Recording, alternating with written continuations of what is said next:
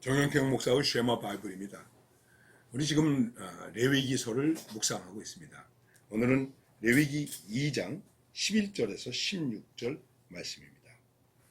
너희가 여호와께 드리는 모든 소제물에는 누룩을 넣지 말지니 너희가 누룩이나 꿀을 여호와께 화제로 드려 사르지 못할지니라. 처음 익은 것으로는 그것을 여호와께 드릴지니 향기로운 냄새를 위하여는 제단에 올리지 말지며 네 모든 소제물에 소금을 치라. 네 하나님의 언약의 소금을 네 소제에 빼지 못할지니 네 모든 예물에 소금을 드릴지니라. 너는 첫 이삭의 소제를 여호와께 드리든지 첫 이삭을 볶아 찌은 것으로 네 소제를 삼되 그 위에 기름을 붓고 그 위에 유향을 더할지니 이는 소제니라. 제사장은 찌은 곡식과 기름을 모든 유향과 함께 기념물로 불사를 지니 이는 여호와께 드리는 화제니라.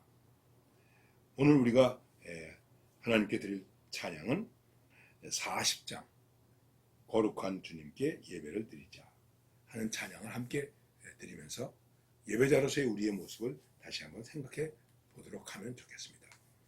레위기 2장에는 소제에 관한 말씀을 하고 있는데 소제는 고운 곡식가루로 드리는 것이다.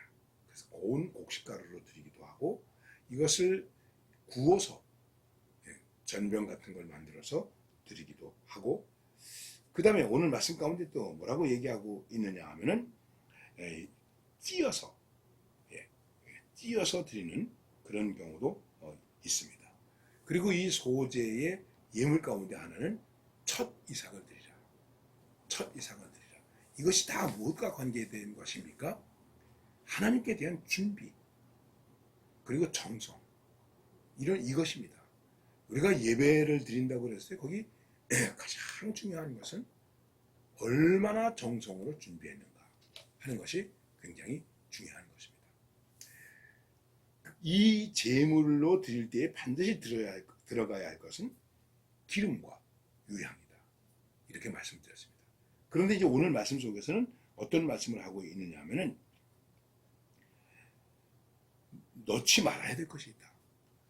우리가 하나님께 드리는데 이걸 조금 더 맛있게 만들어서 드려야지 하면서 누룩을 넣지 마라. 그 다음에 꿀을 넣지 말라는 것입니다. 누룩을 넣지 말라는 얘기는 좀 이해가 되는 것 같은데 제 생각에 왜 꿀을 넣지 말라고 그랬을까? 그 당시 꿀이 참 귀한 것인데 꿀을 넣어서 만들면 얼마나 더 맛이 있을까? 이렇게 생각했습니다. 그런데 누룩과 꿀을 넣지 마라. 누룩은 무슨 역할을 하는 것입니까? 이것은 부풀게 하는 역할을 하는 것입니다.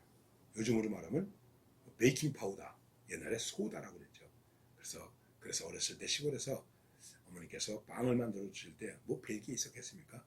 밀가루 반죽을 해서 거기다 소다를 넣고 그리고 이불로 덮어서 아랫목에다 푹 묻어놔요.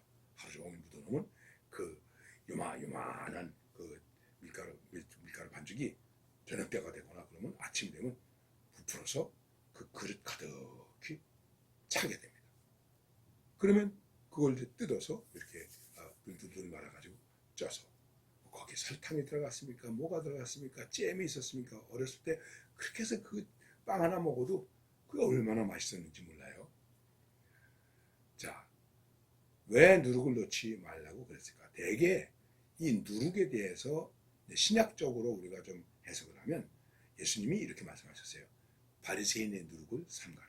그러니까 이 얘기는 하나님의 말씀 이외의 다른 교훈들, 이단적인 것들, 사이비적인 것들, 이런 거, 진리 아닌 것들.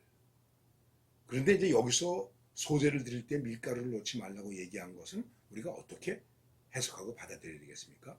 그 얘기는 무엇이겠습니까? 예배를 인위적으로 너무 과장하지 마라. 꾸미지 마라. 우리 있는 그대로. 우리 찬송하시죠? 하죠? 내 모습 이대로 주봐도 없어서. 찬송을 부르면서 은혜가 되기도 하지만 한쪽으로 좀 제가 뜨끔해요. 왜요? 내 모습 이대로 받으실만 할까? 그래도 어떻게 됩니까? 내 모습 이대로. 하나님 앞에서 나를 과장한들 뭘 과장하겠습니까? 종종 얘기하죠. 제가 하나님의 교회를 아름답게 하고 교회를 크게 짓고 이런 것들에 대해서 비난하기 위해서 말씀드리는 것이 아니라, 여러분 하나님 앞에 갈 때 벤츠 타고 가겠습니까? 네? 여러분 어떻게 가실 겁니까? 생각해 보세요. 하나님 앞에 우리를 과장해서 내놓을 거 아무것도 없습니다. 우리가 이걸 깊이 생각해야 돼요. 주님, 내가 세상에 있을 때 주님 나라를 위해서 교회를 크게 졌습니다. 교황께서 바티칸을 가지고 갈까요? 베드로 성당을 가지고 갈까요? 나 하나 가는 거예요. 그래서 킬케가르드는 우리는 하나님 앞에 단독자다. 자꾸만 누룩으로 자기를 과장하고 가리고, 예, 하나님처럼 보이려고 그러고, 이게 큰 문제라는 것이죠. 생각해 보십시오. 요즘에 교회에서 예배를 드리면서 가끔 그런 생각을 해요. 너무 인간적으로 화려하지 않은 거. 너무. 그래서 주님의 음성이 들리지 않는 것 같아요. 성가대가 너무 성가를 웅장하게 하니까, 그리고 그 오케스트라로 반주를 약간 쫙 부르니까요. 죄송합니다. 찬양의 가사가 안 들려요. 물론 이제 스크린에 띄니까 보이긴 합니다만, 우리가 한번 깊이 생각해야 돼요. 누룩. 우리의 예배에 누룩이 들어가 있지 않는 것. 그 다음에 꿀을 넣지 말라. 그건 뭐겠습니까? 꿀은 단맛입니다. 우리 사람에게 좋아 보이는 거, 사람이 생각할 때 좋아 보이는 거, 내 입맛에 맞는 거, 예배는 그게 아닙니다. 얼마 전에 어떤 유명한 영화 배우가 앞으로 이 영화 산업이 지금 잘 안 돼가는데 어떻게 하면은 영화 산업이 좀 잘 될 수 있을까요? 하는 그런 이제 토론을 하는데 이렇게 얘기를 하더라고요. 관객이 좋아하는 영화를 만들면 안 됩니다. 우리는 이런 장면하고 이렇게 만들면, 그러면 이렇게 하면 이렇게 자꾸 관객들이 좋아하겠지. 그러면 어떻게 됩니까? 그 영화 속에서 어떤 가치와 메시지를 받을 수 있는가를 생각하면서 영화를 만들어야죠. 힘든 일입니다. 힘든 일이죠. 바울이 말했습니다. 내가 하나님을 기쁘시게 하랴 사람을 기쁘게 하랴. 예배가 누구를 기쁘게 하는 것입니까? 하나님을 기쁘시게 하는 것 아닙니까? 근데 왜 자꾸만 사람들한테 비유를 맞춰요? 사람들에게 자꾸만 포커스를 둬요. 부분적으로 필요한 것도 있습니다. 근데 너무 오늘 우리의 예배에 누룩과 꿀이 많이 들어가 있는 것 같아요. 네, 생각해 보세요. 이것을 좀 조심하라 그러고 꼭 넣어야 될 것을 얘기하고 있습니다. 그것은 뭐냐면 소금을 치라. 모든 소재물에 소금을 치라. 이것은 하나님의 언약의 소금이다. 예, 소금은 무엇을 말하는 것이겠습니까? 소금은 방부제입니다. 썩지 않게 하는 것입니다. 깨끗게 하는 것입니다. 소독하는 것입니다. 언젠가도 여러분들에게 말씀드렸는데 예배를 드릴 때 예배자의 인격이 중요한 것이다. 이런 말씀 드렸죠. 아주 중요한 것입니다. 일관된 인격. 이 영어로 표현한다면 인테그리티가 있어야 돼요. 이게 굉장히 중요한 것이죠. 소금을 쳐야 됩니다. 근데 기도할 때의 인격과 회의할 때의 인격이 달라요. 생각해 보세요. 예배 드릴 때의 인격과 세상에 나가서 살 때의 인격이 달라요. 제가 늘 우스갯소리 삼아 얘기를 합니다. 아멘, 할렐루야. 예배 드리고 나서 그 다음에 주차장에서 싸우고 있는 거예요. 왜 늦게 나오느냐 어쩌냐 그러면서. 예배 드리고 나서 5분도 안 돼가지고. 그거 왜 그럴까요? 소금이 안 쳐져 있는 거예요. 신앙의 인격의 인테그리티가 지금 너무 부족한 거예요. 이것을 말하고 있는 것입니다. 그 다음에 이제 볶아서 드린다는 말씀을 얘기하고 있습니다.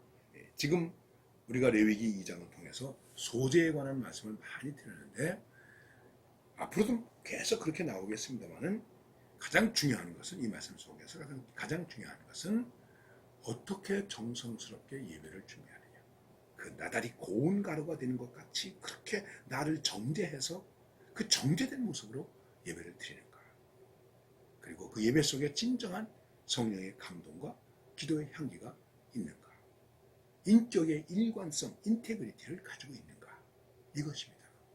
이게 빨리 우리 한국교회 성도들이 회복해야 할 예배 정신이다. 형식이 아닙니다. 여러분의 교회의 예배의 형식이 또 뭐 예배의 모습이 웅장하지 못하다고 큰 교회 같지 못하다. 그런 것 때문에 낙심할 필요가 없습니다. 얼마나 내가 고운 가루, 나 자신이 고운 가루가 되어서 여기 기름과 유향을 넣어서 소금을 쳐서 하나님께 완성된 예배를 드릴 수 있는가. 우리가 이걸 고민하고 기도하면서 예배의 승리자로 사시기를 바랍니다.